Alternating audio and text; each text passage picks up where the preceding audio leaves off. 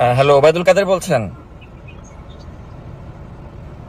কে hello, আপনি? আমি নাগরিক টিভি থেকে নাজমুস সাকিব। ও, কোথা থেকে? আমি আমেরিকা থেকে। আমরা ওই যে নাগরিক টিভি, আমাদের একটা চ্যানেল যে আছে। হ্যাঁ হ্যাঁ হ্যাঁ, নাম হ্যাঁ, শুনেছি। জি জি। আগেও চিন্তা করতো, জি। তোমাকে আগেও আমি চিনতাম। আচ্ছা আচ্ছা, আপনি মনে হয় আমার ভিডিও দেখেছেন। হ্যাঁ, দেখেছি। তো ওই যে আপনার একটা ইন্টারভিউ দেখলাম, মানে খুব ভাইরাল হলো একটা ইন্ডিয়ান গণমাধ্যমে, আপনি একটা সাক্ষাৎকার দিয়েছেন। তো ওইটা নিয়ে একটু জানতে চাচ্ছিলাম আর কি। এই যে বলা হচ্ছে যে আপনি 5 আগস্টে নাকি ওই যে বাথরুমে আপনাকে পালিয়ে থাকতে হয়েছিল, তারপরে মানে ছাত্রদের সহায়তায় আপনি প্রাণে বেঁচে ও যান। তো বাড়ি অ্যাটাক করছে তখন, এছাড়া উপায় কি ছিল? তা আপনি কি তাহলে আর বলতে চান যে সত্যটাকে কেন? মানে ছাত্ররা কি তাহলে আপনি কি আপনাকে রক্ষা করেছে? হ্যাঁ, এটাও তো ঠিক। কিন্তু কিন্তু অনেকে তো বলছে যে ওই সময় মানুষের মনে যে ক্ষোভ ছিল মানে আওয়ামী লীগের প্রতি বা আপনাদের প্রতি, তো সে সময় ছাত্ররা আপনাকে রক্ষা করবে, মানে এটা অনেকের কাছে মানে বিশ্বাসযোগ্য হচ্ছে না বিষয়টা। ওরা বলছে আপনার উপর রাগ ছিল, কিন্তু আপনার সামনে এসে আমাদের হাত পানি হয়ে গেছে। তো এরপরে আপনি তাহলে 3 মাস তো দেশেই ছিলেন। হ্যাঁ, ছিলাম। তো দেশ থেকে মানে তাহলে মানে গেলেন কিভাবে? ওখানে আপনাকে কারা সহযোগিতা করলো, এটা কি বলা যাবে? এটা কি বলা যায়? আচ্ছা। তো এখনো মানে দেখা যাচ্ছে যে 3 মাস মোহাম্মদে। পরে আমার আর জি আচ্ছা, বলেন। যেভাবে তল্লাশি, বাড়িতে বাড়িতে অভিযান, আত্মীয় স্বজনের বাড়িতে তল্লাশি, এসব একবারে চরমে। তো এটা, তাছাড়া তখন শরীরটাও আমার একটু সমস্যা হয়ে পড়ছিল, অনেকগুলো ওষুধ খেতে হয়। যে ওষুধ খেলে আমি ভাবলাম যে অ্যারেস্ট হলে তো আমাকে ওষুধ খাওয়ানোর হলো। তো তা- অনেক কিছু চিন্তা করে আমি শেষ পর্যন্ত সিদ্ধান্ত নিলাম ওখানে আর থাকবো না, এই আর কি। তো এই যে 3 মাস যে আপনি থাকলেন, তো এই 3 মাসে তো আপনি নিশ্চয়ই বুঝতে পেরেছেন যে মানে মানুষের মনে যে আপনাদের আওয়ামী লীগকে নিয়ে যে এত ক্ষোভ, এই ক্ষোভটা কি আপনি মনে করেন না যেটা যুক্তিযুক্ত ছিল? কারণ আপনারা এই যে 15.5 বছরে যা করলেন, আপনার কি মনে হয় না যে এটা থেকে আপনাদের মানে একটা 15.5 বছরে পদ্মা সেতুও তো আমরা করেছি, 3.5 বছরে মেট্রো রেলও তো আমরা করেছি, 7.5 বছরে, 15 বছরে ঢাকা এলিভেটেড এক্সপ্রেসওয়ে তো আমরা করেছি। কিন্তু আপনারা কত! যে উন্নয়ন করেছেন, উন্নয়নমূলক কর্মকাণ্ডের নামে যে জনগণের ভোটাধিকার আপনারা যে কেড়ে নিয়েছিলেন, আপনি কি মনে করেন না যে এটা এটা একটা আপনাদের ভুল ছিল? কোনটা? মানে এই যে উন্নয়নের কথা বলে আপনারা যে গণতন্ত্র না উন্নয়ন, কিন্তু দেখা গেল আপনারা উন্নয়নের কথা বলে 18 সালে একটা রাতের ভোটের নির্বাচন করলেন, 2024 একটা ডামি নির্বাচন করলেন। তো এই যে জনগণের যে ভোটের অধিকারটা কেড়ে নিয়েছিলেন, আপনি কি মনে করেন না যে এটা আপনাদের একটা ভুল সেগুলো সিদ্ধান্ত ছিল? আলোচনার অপেক্ষা রাখে, সেগুলো চর্চা করার বিষয় আছে, আমাদেরও একটা দৃষ্টিকোণ আছে। কিন্তু আজকে কিন্তু আমরা যখন দেখি পৃথিবীর মোহাম্মদে। দেশে দেশে গণতন্ত্রের স্বরূপ সব জায়গায় একরকম নয়। আমাদের দেশে অপোজিশনের যে চেহারা, সেখানে আমাদেরকে একটা ইলেকশন লিগ্যালি করতে হয়, সেটা আমরা করেছি।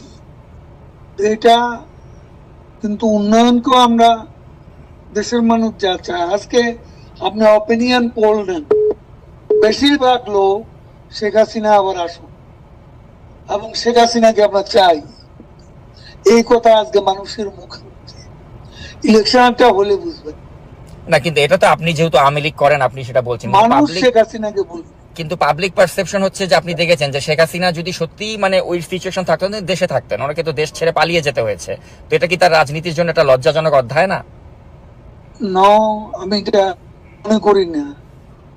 তখন তার বেঁচে প্রয়োজন ছিল, কারণ তাদের সেদিন প্ল্যানই ছিল তাকে কিল করবে, আচ্ছা, বেগম খালেদা জিয়া, অ্যাসাসিনেট করবে। বেগম খালেদা জিয়াও তো মারাত্মক শারীরিকভাবে অসুস্থ ছিলেন, কিন্তু কই উনি তো কম্প্রোমাইজ করেননি, উনি তো আপোষ করেননি, উনি তো দেশেই থেকেছেন, উনি তো তাকে চিকিৎসাও করতে অসুস্থ দেননি। হয়ে করেন না।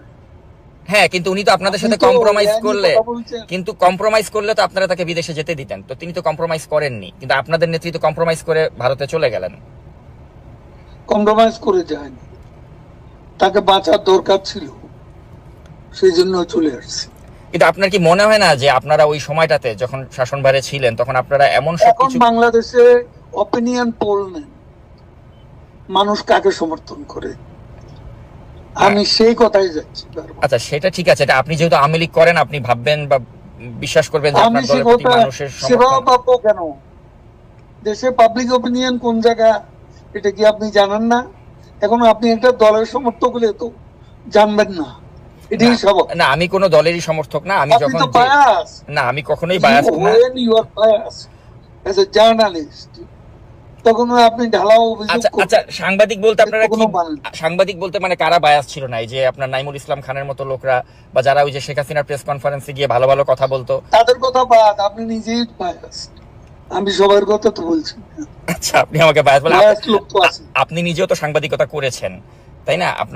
আপনি নিজেও জানেন যে সাংবাদিকদের কাজ হচ্ছে প্রশ্ন করা, আমি ওই প্রশ্নটাই আপনাকে করছি, তো সেজন্য আমি সে প্রশ্ন করে লাভ তো নেই, প্রশ্ন করে যা নেবেন সেটা লিখতে পারবেন না, কারণ আমি আওয়ামী লীগের যা সেটা আপনি প্রচার করতে পারবেন না।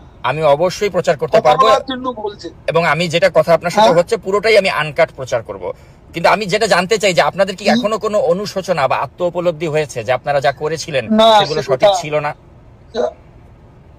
না, আমাদের আত্ম উপলব্ধি, আমাদের আত্মসমালোচনা থাকতে পারে, এবং সেটা নিয়ে আমরা চর্চা করব যখন আমরা দেশে ফিরব, এবং সেখানে আলোচনা করে ভুল হয়ে থাকে আমরা ভুল স্বীকার করব, সেটা দেশে বিদেশে বসে। কিন্তু দেশে কি যাওয়ার মতো বাস্তবতা আপনাদের হবে আদৌ? কারণ আপনাদের নেতাকর্মীরা সবাই তো মানে পলাতকই বেশিরভাগই, কাউকেই তো আমরা দেখতে পাচ্ছি না। আদৌ কি দেশে আসার মতো কোনো সিচুয়েশন কখনো হবে আপনার মনে হয়? The sun rises every day, but the night before, তো আরেকটা প্রশ্ন করতে চাই, আরেকটা প্রশ্ন আপনাকে করতে এটা তো আপনি জানা, এটা ইংরেজিটার বাংলা, একটু ভাবেন। এ ধরনের অবস্থা থেকে we can get out of this মানে আপনার enemy position।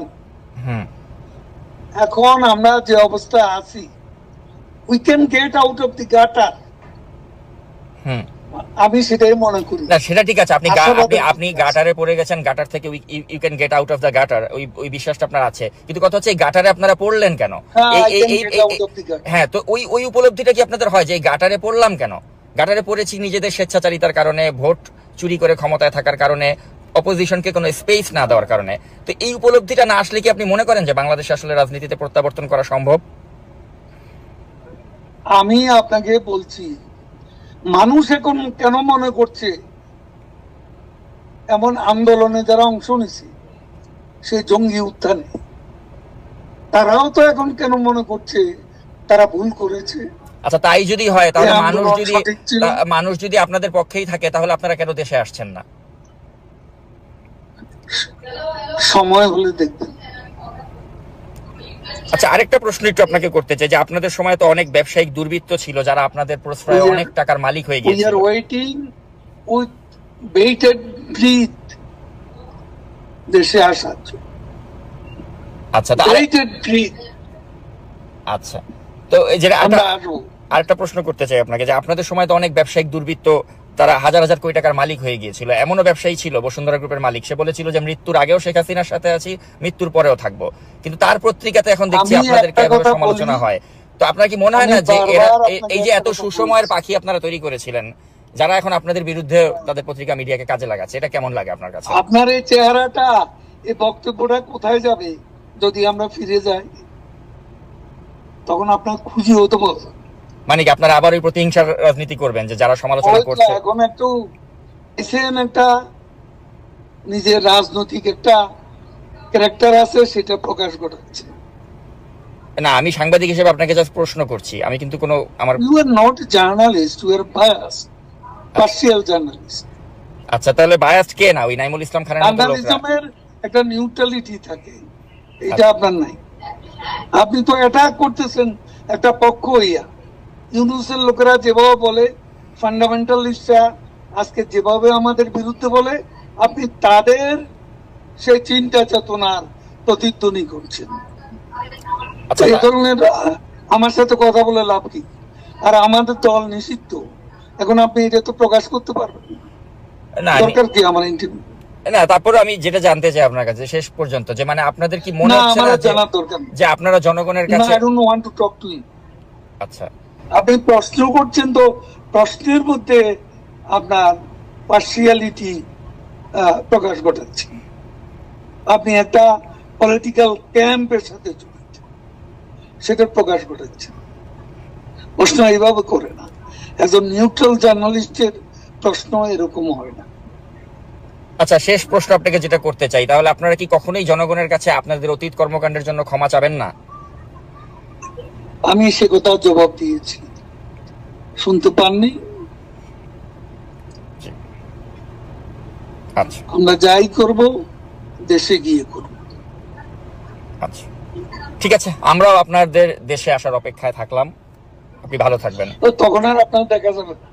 ও আচ্ছা, আপনারা প্রতিহিংসার রাজনীতি করবেন আর কি, যে আমাদেরকে দেশে আসলে একদম না, আমরা তো করবো না, আপনি নিজেই পালাবেন। ও আচ্ছা আচ্ছা, মানে মানে আপনাদের আপনি নিজেই পালাবেন, মানে আপনাকে কঠিন কয়েকটা জার্নালিস্ট হ্যাঁ, আর নিজেই পালাবেন। মানে আপনাকে কঠিন প্রশ্ন করার অপরাধে আমাকে দেশ ছাড়তে হবে, মানে ওই আগের বাংলাদেশটাই কঠিন আপনারা? প্রশ্ন না, সত্যতামূলক প্রশ্ন, আচ্ছা কঠিন প্রশ্ন না। আচ্ছা, আপনি আমার প্রশ্নকে শত্রুতামূলক মনে করছেন, কিন্তু আমি আসলে সাংবাদিক হিসেবেই আপনাকে প্রশ্নগুলো করলাম।